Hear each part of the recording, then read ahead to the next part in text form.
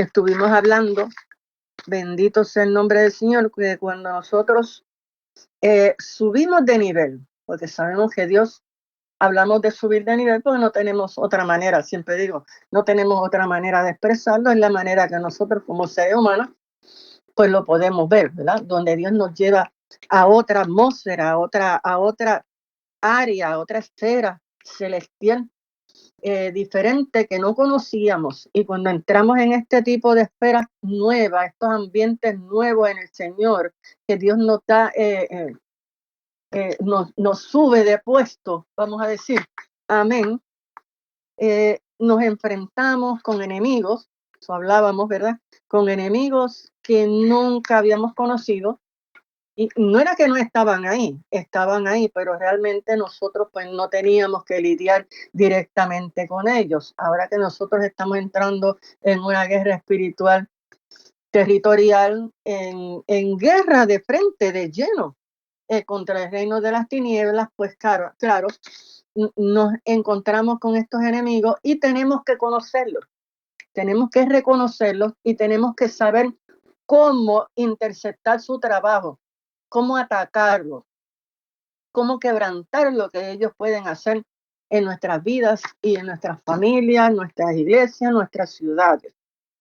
Bendito sea el nombre de Jesús. El espíritu de Grecia eh, lo podemos comparar, ¿verdad?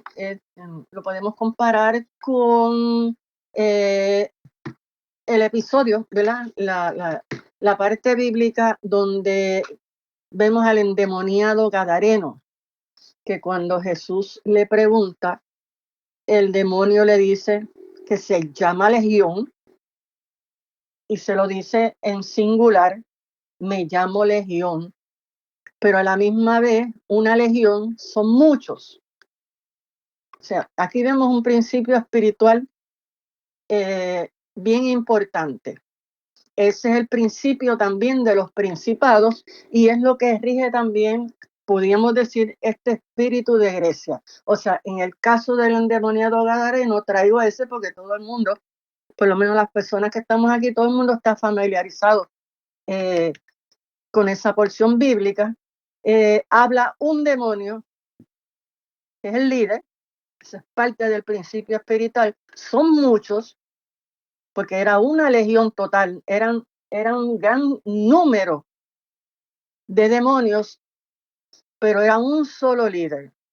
Y aunque cuando viene el endemoniado Gadareno, uno nada más se manifiesta, pero todos esos demonios que utilizaban al endemoniado Gadareno como su centro de operaciones para trabajar en esa ciudad, en este caso era un endemoniado, lo que santo Jesús, lo que el enemigo estaba usando en algunos lugares, usar algún brujo, algún hechicero, a algún chamán, a una persona que es la que está de frente, pero realmente lo que se está moviendo ahí es una hueste completa demoníaca, o sea, hay muchos demonios. O sea, estoy trayendo esta comparación para entender un poquito que el espíritu de Grecia no es un espíritu. El espíritu de Grecia viene siendo muchos espíritus. Es como cuando hablamos de Belial. Belial es una entidad, pero Belial tiene bajo él, que son los espíritus de Belial, un sinnúmero de espíritus e incluso principados. Pues el espíritu de Grecia es algo similar, solo que en el caso del espíritu de Grecia se mueve mayormente, no en el área, sí, tiene que ver con el pecado, obviamente, pero mayormente se mueve en el área de la ideología y de la cultura. Eso para pues continuar con la introducción que les estaba diciendo, que cuando entramos a nuevas esferas, nos encontramos o empezamos a conocer o el Señor mismo entonces nos permite enfrentar y conocer enemigos que no habíamos visto. Yo hice la comparación con el pueblo de Israel, que cuando estaba en Egipto no se tuvo que enfrentar con los Baales que se enfrentó cuando entró en la tierra prometida. Y cuando iba rumbo a la tierra prometida, que iban por el desierto, los enemigos que enfrentaron el desierto también fueron otros enemigos diferentes. Se enfrentaron con los madianitas, se enfrentaron con las amalecitas y se enfrentaron con otras tribus diferentes, o sea, enemigos diferentes a los que se enfrentaron y a un enemigo que no eran solamente un pueblo físico. Yo estoy hablando a nivel espiritual, en el ámbito espiritual. Otro tipo de enemigo. Pues eso mismo sucede con nosotros y entonces tenemos que abrir nuestros ojos y Dios nos comienza a enseñar con qué nos estamos enfrentando, porque Dios nunca nos envía una batalla sin antes prepararnos. Si nosotros no estamos capacitados, Él no nos va a enviar, porque la batalla es de Él. Eso nosotros lo sabemos, que la guerra es de Él, pero Él tiene guerreros, porque si no, ¿para qué tiene la iglesia? O sea, si nosotros no fuéramos guerreros, entonces, ¿por qué Pablo dice en el libro de Efesios que tenemos que estar preparados con una armadura, con unas armas de guerra, preparados como guerreros para una batalla que no es con carne ni sangre, sino específicamente él lo dice, principados, potestades, gobernadores de las tinieblas de este siglo, huestes de maldad en las regiones celestes. Bendito sea el nombre de Jesús. Tenemos que entender que no solamente, ¿verdad?, recibimos los beneficios y la revelación que viene con una nueva unción, con una unción fresca, sino que también vienen otras responsabilidades y tareas. Pero eso es parte también del plan de Dios. Como les estaba diciendo, Dios nos prepara, nos capacita. Él tiene un plan, pero Él no nos tira. Por ahí van ustedes. Mira a ver cómo se resuelven. No, ese no es nuestro Dios. Nunca lo ha sido y nunca lo será. La guerra espiritual es de Él y la guerra es de Él. Para eso, Él siempre se provee de guerreros, aunque deberían haber más guerreros. Lo que sucede es que a la mayor parte de los cristianos, de los hermanos en la iglesia, y hablo de la iglesia en general, no les gusta que le mencionen ni le hablen de demonios, ni de principados, ni de guerra espiritual. Esto les asusta y viven como que el reino de las tinieblas, lo mejor es ignorarlo. Ese es el gran error, porque el reino de las tinieblas a nosotros no nos ignora. A ellos les conviene que nosotros los ignoremos para ellos hacer su trabajo más fácilmente, porque ni siquiera saben por dónde vienen, ni cómo vienen, ni con qué vienen. No, nosotros no lo podemos vivir así. Bueno, eso pues repitiendo, ¿verdad? Lo que se ha hablado varias veces. Pero eso no es real. Pablo dice claramente, como dije ahorita, que estamos en guerra y que precisamente por esa actitud indolente del pueblo de Dios es que el enemigo nos ha sacado tanta ventaja. O sea, nosotros tenemos todo, Dios nos ha provisto todo, Dios nos ha enviado con todo, hasta su Hijo Dios vino, murió por nosotros, nos dio todas las almas, nos ha dado la palabra, nos ha dado todas las enseñanzas, nos da maestros, nos da pastores, nos da todo. Sin embargo, el enemigo, con todo eso, nos ha logrado sacar la ventaja. Pero aquí va la iglesia, aquí va el Señor con un pueblo, porque Cristo viene, Cristo viene y Dios se va a levantar. Oh, Santo Jesús. No tenemos que tenerle miedo, porque nosotros no vamos a estar ahí y eso no es para nosotros. Pero el impío y el pecador, aquel que prefiere, que no quiera a Cristo, que prefiere las tinieblas, bueno, para ese es que viene toda esta tiniebla y todo esto. Bueno, comenzando con la parte 2 del espíritu de Grecia, o sea, el espíritu de Grecia parte 2. Hoy vamos a enfocar más, aunque todo es un conjunto, lo vamos a ver mayormente como a nivel de ciudad, de grupo, que incluye la iglesia del Señor y obviamente las congregaciones donde nosotros pues estamos, donde, pues, valga la redundancia, donde nos congregamos. Amén. Parte importante del mapeo o de la cartografía espiritual es precisamente conocer la ciudad, conocer cómo el enemigo se mueve en la ciudad. Eso estamos hablando. Y nosotros estamos entrando ya de lleno en el área del mapeo o la cartografía espiritual, que viene siendo lo mismo.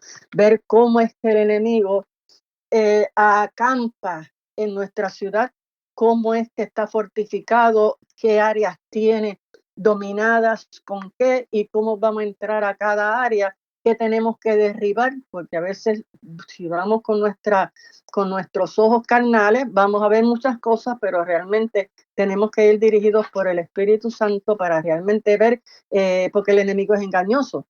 Es como cuando nosotros vemos en la guerra le ponen puntos falsos, vamos a llamar de momento, porque no me viene la palabra, para que el enemigo, en lugar de ir a atacar lo que realmente es importante, donde realmente tienen el centro de operaciones, pues ponen otros lugares para que entonces el enemigo se enfoque en los lugares incorrectos y, y lo que realmente está haciendo daño pasa desapercibido. Amén. En la ciudad sabemos, si no lo sabemos, pues yo lo voy a decir ahora, que la ciudad tiene varias características. Toda ciudad tiene un gobierno, toda ciudad tiene un centro de economía, o sea, la economía que se mueve y, y, y, y corre en la ciudad, la religión, o sea, el aspecto religioso, y la idiosincrasia, o sea, las ideas, las creencias. Aquí puede entrar lo cultural, las costumbres culturales, en la idiosincrasia. Y el espíritu de Persia, perdón, de Grecia, es precisamente dentro de la ciudad de Babilonia.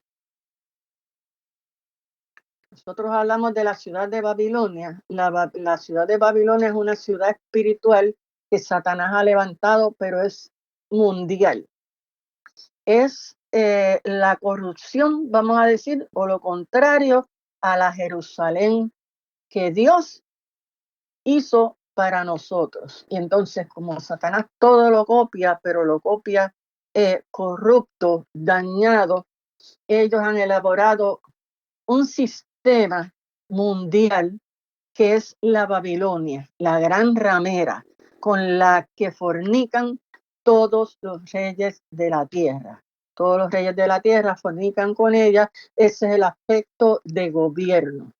O sea, Babilonia como una ciudad también tiene sus 4 áreas donde se mueve. El área de gobierno, la economía, por eso vemos que quieren hacer una economía mundial, buscando un orden mundial que incluye el gobierno, la economía, la religión y la idiosincrasia. Y en ese plan, el encargado, vamos a decir, la parte encargada de esa área de la idiosincrasia en este mover mundial de la gran ramera de la Babilonia espiritual es el espíritu de Grecia. Ese es el que promueve, no es el único, pero uno de los más importantes que se mueven en esa área. Si alguno tiene una duda, bueno, ahorita vamos a tener una sección para dudas y preguntas. Amén. El espíritu de Grecia. Bueno, el espíritu de Grecia está orientado o dirigido mayormente a la razón. Poner los razonamientos del hombre por encima de Dios. Por eso vemos que pues, los filósofos y todo este tipo los científicos, todos ponen el razonamiento por encima de Dios. Dios está a un lado. Por eso también vemos que muchas personas, porque como les dije, este espíritu que se compone de otros espíritus, otros demonios, como les dije, como la potestad, como legión, que hay uno, pero son muchos, lleva a la persona, por ejemplo, no sé si especialmente en la iglesia, No sé si usted ha escuchado alguna vez. Hay personas que ellos piensan y opinan, bueno, si no son muy dados a creer. Lo de ellos es ver para creer. Y si no lo pueden razonar, no solamente verlo, si no lo pueden razonar, por eso es que mientras Dios enloqueció la sabiduría de este mundo, de este siglo, porque los sabios de esta tierra quieren meter a Dios en su mente. Y quieren, por ejemplo, leer la palabra, y por eso la Biblia dice que el evangelio para ellos es locura, porque ellos no lo pueden entender, porque ellos simple y sencillamente lo quieren razonar. Si yo no lo entiendo, no lo creo. Como el que dice, si yo no lo veo, tampoco lo creo. Eso lo dirá ahí, pero yo no lo entiendo. Y si yo no lo entiendo, para mí eso no es nada. Para mí eso no existe. O sea, no procuran buscar la revelación de Dios en la palabra por medio del Espíritu para entonces saber lo que Dios está diciendo en la palabra. La palabra de Dios es infinito. Lo que nosotros podemos encontrar y aprender en la palabra de Dios es infinito. Y aún la mente natural del hombre que quiere entender la palabra de Dios por su razonamiento, claro, llega hasta cierto punto, porque la mente natural no puede entender las cosas de Dios.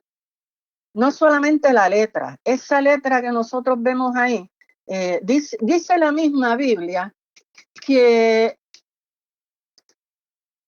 cuando usted estudia la palabra, cuando usted busca de Dios, cuando usted se mete con Dios, los tesoros escondidos, los misterios ocultos, les son puestos a su alcance. Pues quiere decir, cuando hablamos de tesoros escondidos, misterios ocultos. O sea, eso es algo que cuando lea la Biblia, amén, no es que no la vaya a leer, léala. Pero cuando lee la Biblia, eso no está ahí encimita, está ahí, pero está oculto. Porque ¿de dónde Dios va a sacar los misterios ocultos, los tesoros escondidos? Están en la palabra, están en la palabra. Pero tenemos que buscar, profundizar, que esa revelación llegue a nuestro espíritu. Y entonces el espíritu de Grecia, precisamente, eso es lo que busca, impedir que el hombre reciba la revelación que viene de Dios.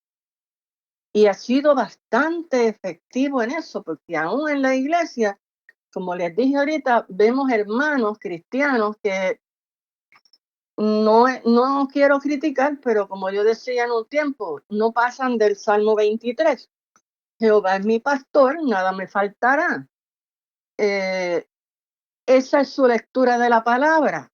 No oran para que Dios le dé revelación. Si Pablo oraba y decía que Dios nos dé espíritu de sabiduría y revelación en el conocimiento de Dios, y nosotros vamos a conocer a Dios, pero tenemos que conocer la palabra, porque quien no conozca la palabra no va a poder conocer a Dios, porque Dios se revela en Jesucristo, pero se revela en la palabra, porque Jesucristo es eso mismo, el verbo.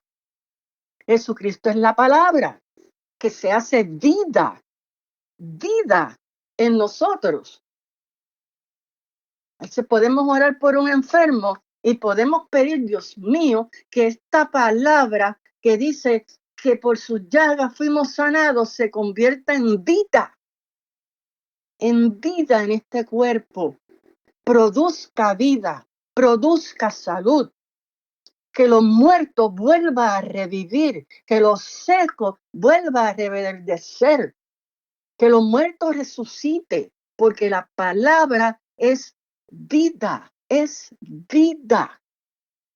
Pero entonces el espíritu de Grecia la convierte en una simple letra muerta que el hombre quiere razonar.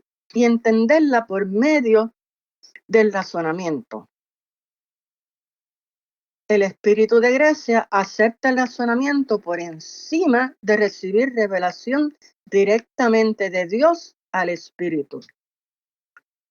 A la hora de trabajar la cartografía o el mapeo espiritual, que es nuestro propósito o por la razón por la que estamos haciendo estos estudios, esta es un punto bien importante, como ya les mencioné. Tenemos que ver la ciudad a través de los ojos espirituales, no solamente lo que vemos de frente, porque nos podemos equivocar. Otro aspecto del espíritu de Grecia, o sea, otra cosa que provoca o que produce, o sea, estoy hablando a nivel mundial, pero también aplica, lo vamos a ver, a la iglesia. El espíritu de Grecia, que está basado obviamente en Grecia, que lo de ellos era la elocuencia, el que bonito hablara tenía la mayor parte de seguidores, el que pudiera expresar mejor una idea o un pensamiento profundo, ese tenía los mayores seguidores. Y eso prácticamente lo vemos donde quiera, porque en el gobierno, en la política, lo vemos, en la televisión, los vemos, donde está la persona que más bonito habla, que mejor se expresa, porque los políticos tienen que aprender, inclusive tienen que aprender como para ser elocuentes, para atraer a las personas. Y en la iglesia se comienza a quitar el enfoque en el mensaje y se pone en la elocuencia del predicador, en cómo el predicador expone el mensaje. Y si esa, discúlpeme, eso es una manera bien sencilla del enemigo pasar en una congregación errores doctrinales, porque las personas no están realmente escuchando y enfocando lo que se está hablando, están mirando al predicador. Si el predicador sabe cómo moverse, porque hay algunos que aprenden cómo pararse en el púlpito, cómo atraer a las personas, qué movimientos hacer. En la iglesia de nosotros me parece que no hay eso, pero sí existe, sí lo hay dentro de las iglesias. Para atraer la atención de la gente hacia la persona que está ahí al frente y no a lo que está diciendo. Y la persona que está al frente puede, oh, aleluya, aleluya. ¿Cuántos dicen amén? Amén. Sin haber escuchado bien ni a qué le están diciendo amén. Eso es un pequeño ejemplo de lo que estoy queriendo decir. Lo vemos claramente cuando la mula le habló a Balaam. O sea, a veces nosotros pensamos que el mensaje, si va a predicar fulano o va a predicar fulana, oh, yo voy porque va a predicar tal persona. Va a predicar el hermanito tal, ay, no sé, porque va a predicar fulano y ¿ves? La mirada puesta en la elocuencia del que se va a parar al frente. Entonces, imagínese, Dios usó una mula y Balaam me imagino que estaba muy agradecido de que Dios le hubiera hablado a través de una mula, porque a través del profeta no podía hablar, porque el profeta estaba ciego. O sea, a veces nos dejamos llevar ese es el espíritu de Grecia, que nos lleva a mirar quién está hablando, quién es el que está trayendo el mensaje y no el mensaje que está trayendo y de qué manera lo trae. Digo, es claro que sí. Bueno, amén, amén, amén, amén, amén, amén. Vemos entonces la competencia de quién lleva el mejor mensaje o quién es más elocuente. Y empezamos, bueno, a mí me gusta, yo me gusta cuando predica este. Y yo voy cuando predica aquel. Mire, en la iglesia dejaron de anunciar los predicadores porque la gente no iba cuando algunas personas iban a predicar. Por eso es que no se anuncia el predicador. Y ese es el espíritu de Grecia, porque si anuncian el predicador, la gente va dependiendo de quién vaya a predicar, porque no van a escuchar el mensaje, van a ver a los que están allí. Lo mismo pasa con el grupo de alabanza. ¿Quién toca hoy? Oh, a mí me gusta cuando toca fulano, hoy toca este y a mí ese no me gusta cómo toca. Yo cuando ese está, yo hasta me saldría para afuera. Bueno, amén, vamos a seguir. Tenemos que entender que la elocuencia o el predicar bonito, sí tenemos que preocuparnos, ¿verdad? Porque no es que tampoco vamos a subir a llevar un mensaje así sin ocuparnos de nada. No, no, no.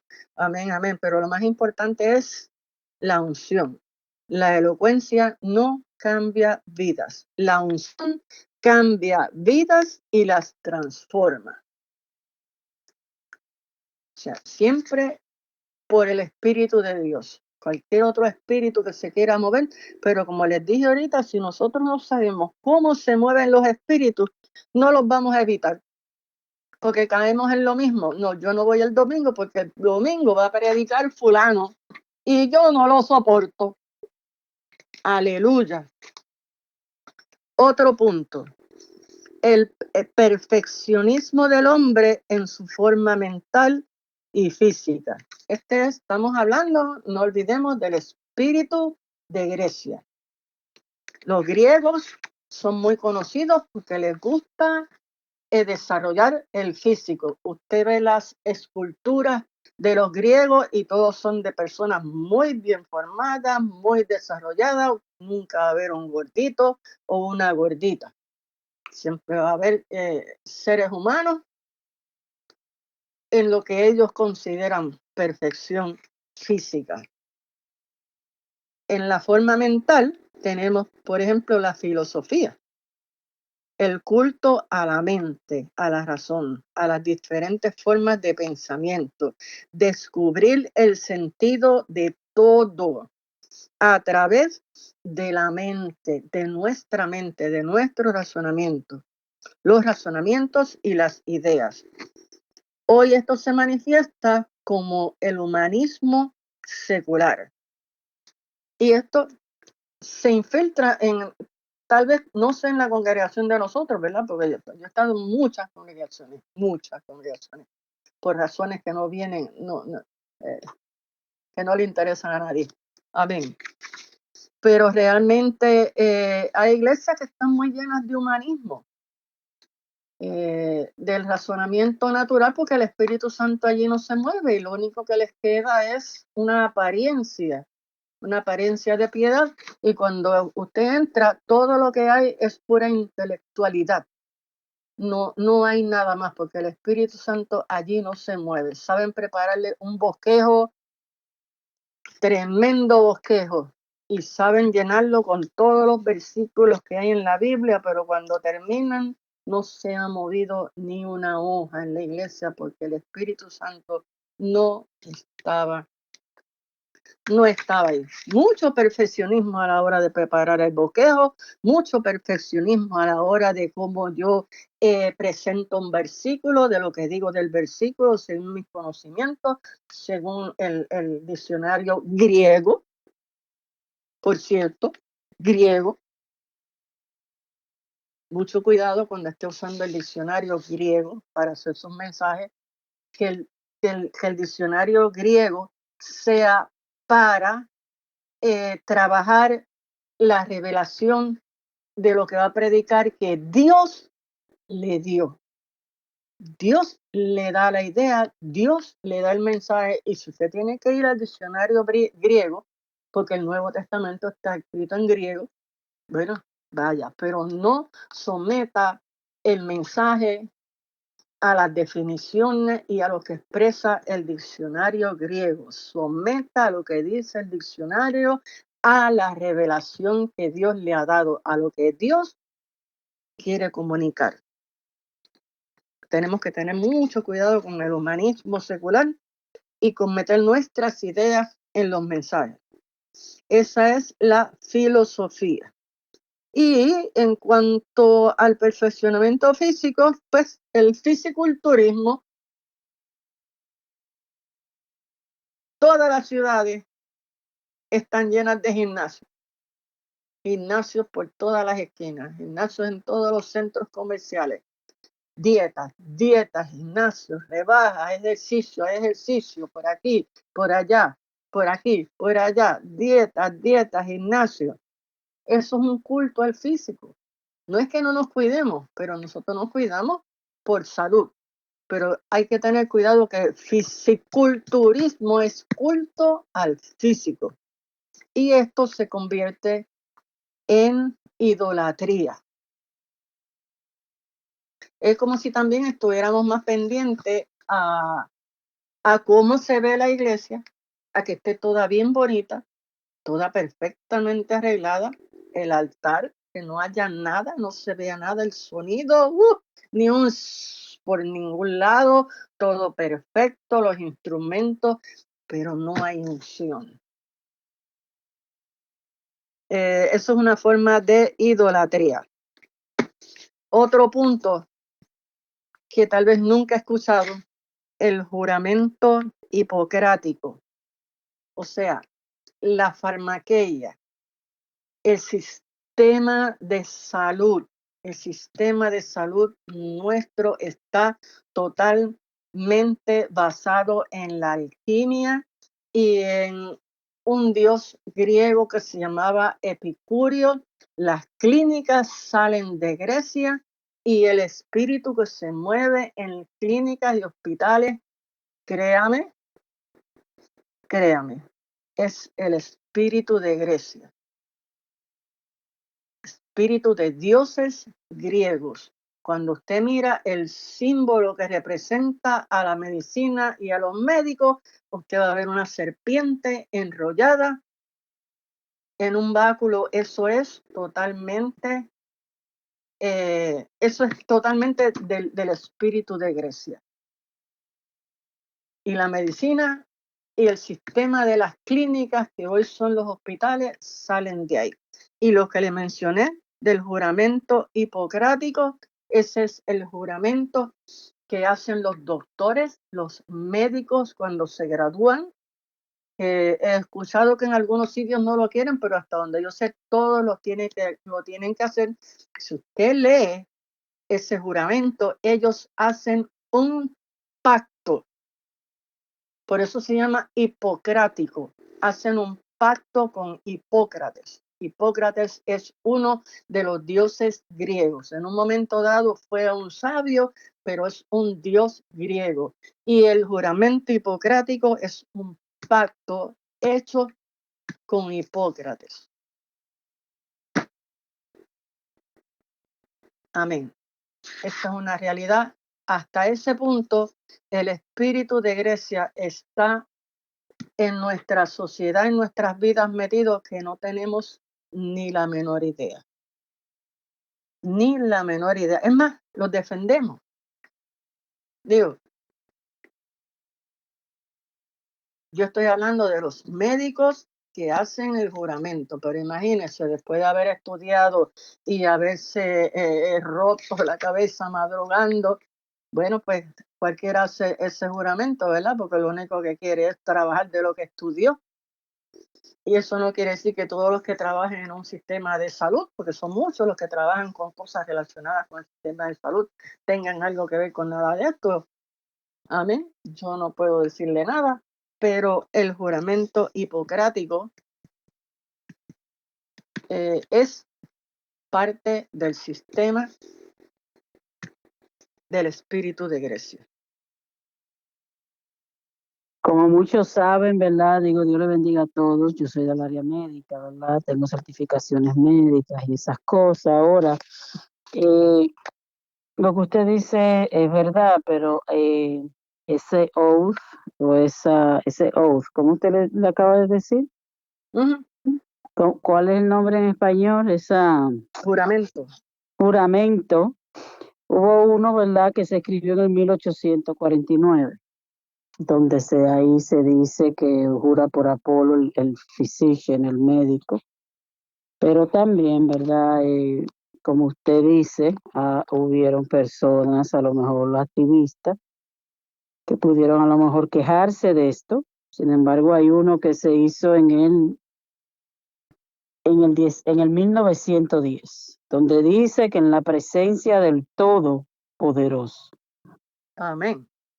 Dice acá, ¿verdad? Ese es el nuevo, the Hippocratic Oath.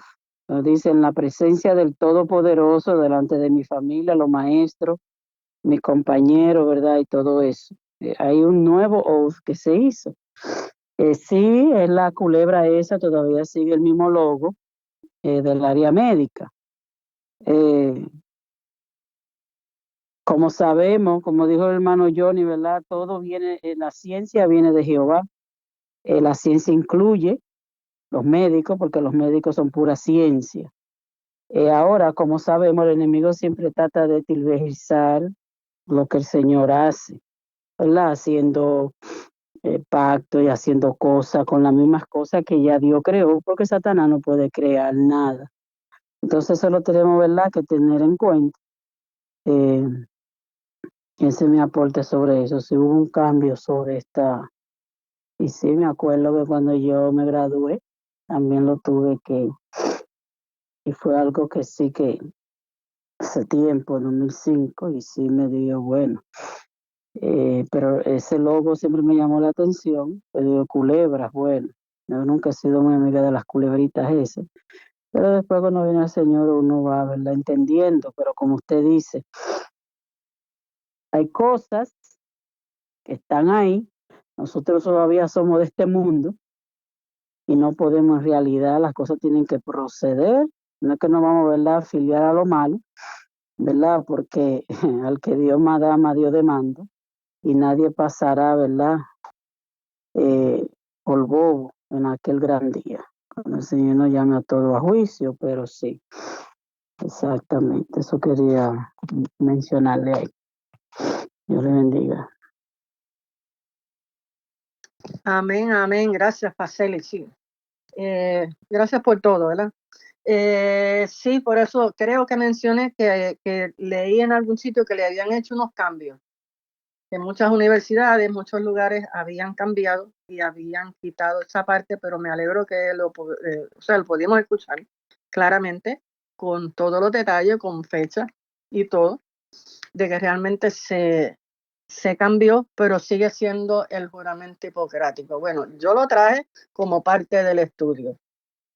No estamos para enjuiciar nada ni enjuiciar a nadie, porque todavía el próximo punto todavía está más fuerte.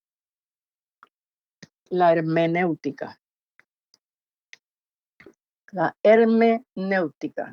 La hermenéutica es la manera o la forma de entender, gracias, Facel, de entender y discernir la escritura, o sea, la palabra, a través del razonamiento humano, o sea, del espíritu de Hermes o Mercurio, un dios griego. Bueno, ese fue cuando usted busca la palabra hermenéutica como tal, cuando va a la definición de lo que significa. Yo no estoy diciendo, óigame bien, yo no estoy diciendo que ningún instituto bíblico, que ninguna persona que esté enseñando hermenéutica está enseñando a adorar al dios Hermes o está hablando del dios Hermes, pero sí, el estudio que estoy trayendo es para que nosotros podamos ver cómo en este caso el espíritu de Grecia son cosas que yo no las había visto hasta que comencé estos estudios, porque Dios nos está llevando a otras áreas y ahora es que las veo. Nunca en mi vida había escuchado, digo, cuando lo he estado estudiando, llevo un tiempo ya estudiándolo, pero desde que lo empecé a estudiar. Y entonces ahora mismo yo estudié hermenéutica en el instituto, porque yo creo que no hay un instituto bíblico o un lugar donde den clases que no se estudie la hermenéutica. pero me pareció un dato muy interesante a la hora de estudiar. Yo no le estoy diciendo que no la estudie porque el nombre viene de Hermes o porque originalmente viene del dios Hermes, porque surgió como, como una copia, por llamarlo de alguna manera, de la manera como los griegos estudiaban las enseñanzas de sus dioses y de sus sabios. Ellos lo hacían a través de Hermes. Hermes es un dios muy conocido y es una de las figuras principales de la masonería. Donde quiera que vea un templo masón, va a haber a Hermes o Mercurio. Es el mismo, que tiene la varita esa con la serpiente y tiene unas alitas en los pies. Ese es Hermes. Él se mueve rápido, él lleva el razonamiento de un lado a otro. Y el nombre de la hermenéutica viene de ahí. Amén. Igual que la teología. La teología también viene de Grecia. Eso es para que veamos cómo esa cultura, esas culturas que tal vez nosotros pensemos que no tienen nada que ver con nosotros, están por allá. Bueno, yo no sé, nunca estudié a Platón, yo estudié humanidades, pero nunca me gustó nada de eso. Realmente ese no era mi fuerte, eso yo lo encontraba tan enzorroso, estudiar el Partenón y estudiar toda esa serie de cosas relacionadas con los griegos y con los romanos, porque los romanos y los griegos en esa área prácticamente se unieron. Sabemos que el imperio romano fue el imperio que sucedió a los griegos y el imperio romano tomaron toda esa serie de ideas y esa cultura de los griegos y la tomaron para ellos y a los mismos dioses griegos le pusieron otros nombres, pero es la misma idiosincrasia. La teología no es otra cosa que el entendimiento racional de lo que es Dios. Eso es lo que significa teología. Tengo un diccionario y busca el significado de la palabra teología. Yo no estoy diciendo tampoco que los que enseñan teología están enseñándole a la gente esto o aquello, pero es bueno que abramos los ojos cuántas cosas pueden haber alrededor de nosotros que están influenciadas por espíritus diabólicos y nosotros las tenemos en nuestro diario vivir y no tenemos la menor idea. Eso es una realidad que no podemos negar. Si va al instituto, estudiamos teología bíblica y sistemática, teología pastoral, teología bíblica. ¿Cuántas teologías? Los teólogos, de hecho, hoy en día ya, gracias al Señor,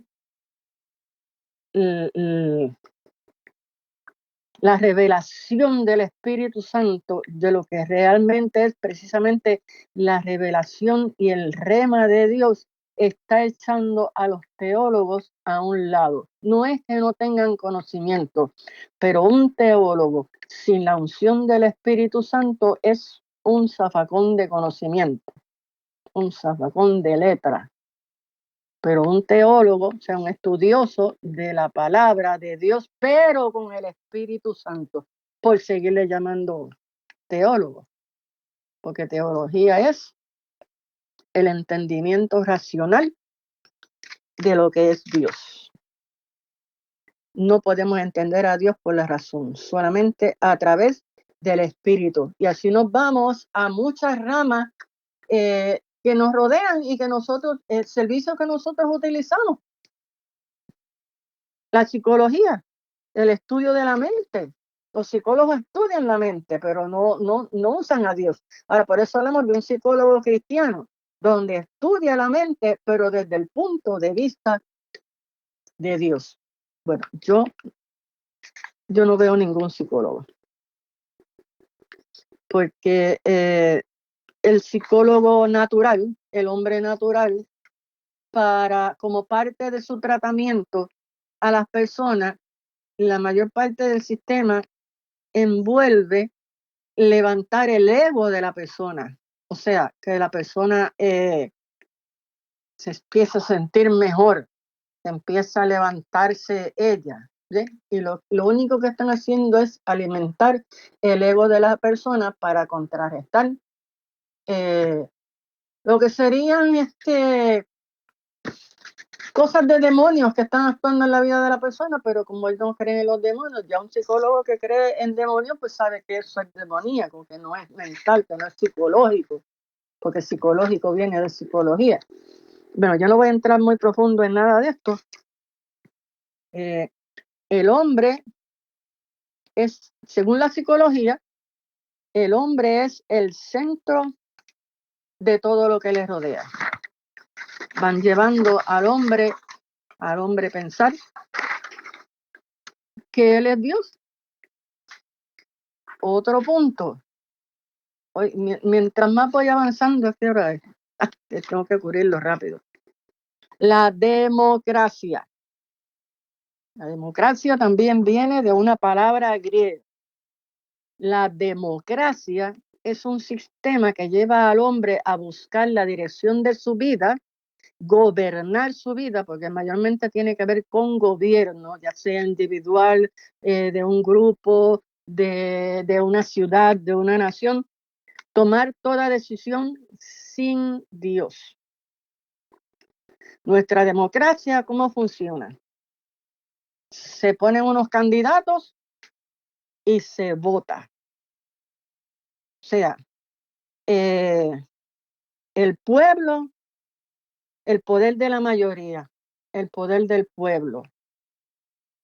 Cuando nos vamos a la iglesia, también lo vemos allí. Tenemos adoptado el sistema democrático a la hora de elegir líderes, pastores en las iglesias.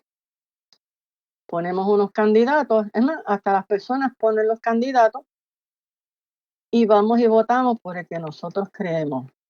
Dios es una teocracia, es Dios el que manda. No es que lo era en el Antiguo Testamento, no fue que lo fue en un momento dado, no es que hoy en día, hoy en este momento, la iglesia tiene que entender que en la iglesia manda Dios, manda Jesús, manda el Espíritu Santo y todo tiene que ser dirigido por el Espíritu Santo.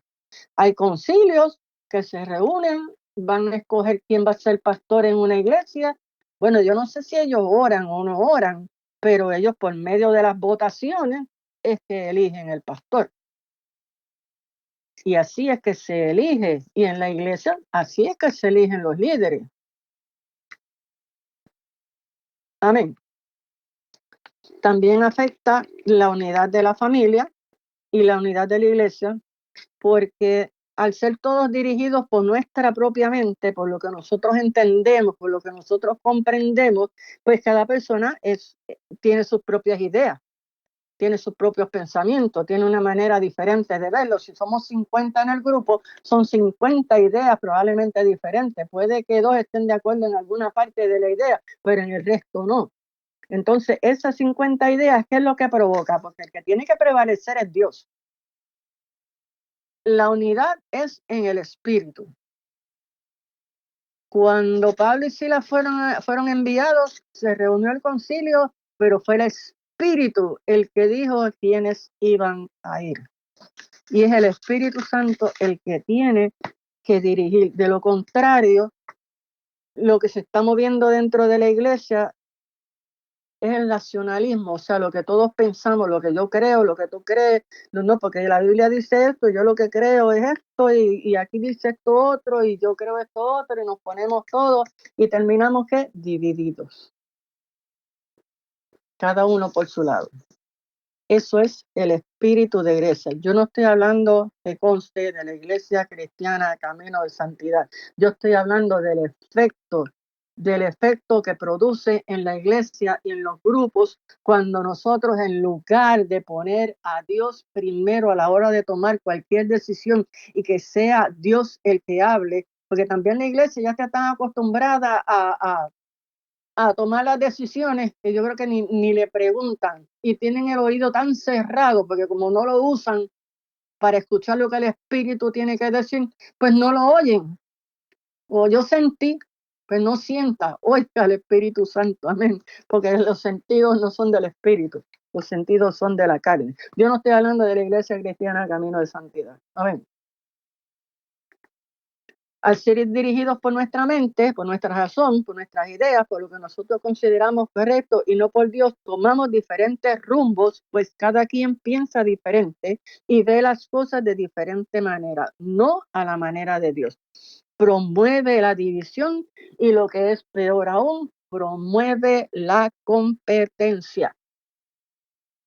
Nosotros vamos a estar haciendo, los que van a trabajar en el mapeo y en la cartografía de la ciudad, conocer cómo se mueven los espíritus cuando nosotros vayamos a trabajar es muy conveniente, porque no solamente para aplicarnos a nosotros o para criticar lo que está pasando en la iglesia, que es lo que usualmente nosotros pues tendemos a hacer. No, la idea de todo esto, cuando nosotros vayamos a hacer la cartografía, que tenemos que ser dirigidos por el Espíritu Santo, poder tomar decisiones correctas de cómo vamos a trabajar en la ciudad y cómo vamos a hacer el trabajo cartográfico y cómo vamos a hacer el mapeo espiritual, porque esa es la base del evangelismo de poder que vamos a llevar a cabo también.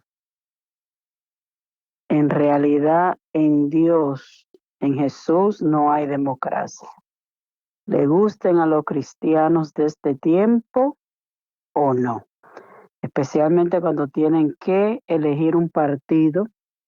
Lamentablemente, yo digo, pero ven acá, Dios mío. ¿Y en qué parte de la Biblia dice que Dios es un demócrata? El Evangelio no es demócrata, porque el Evangelio es lo que es y punto. Y la democracia todo se permite.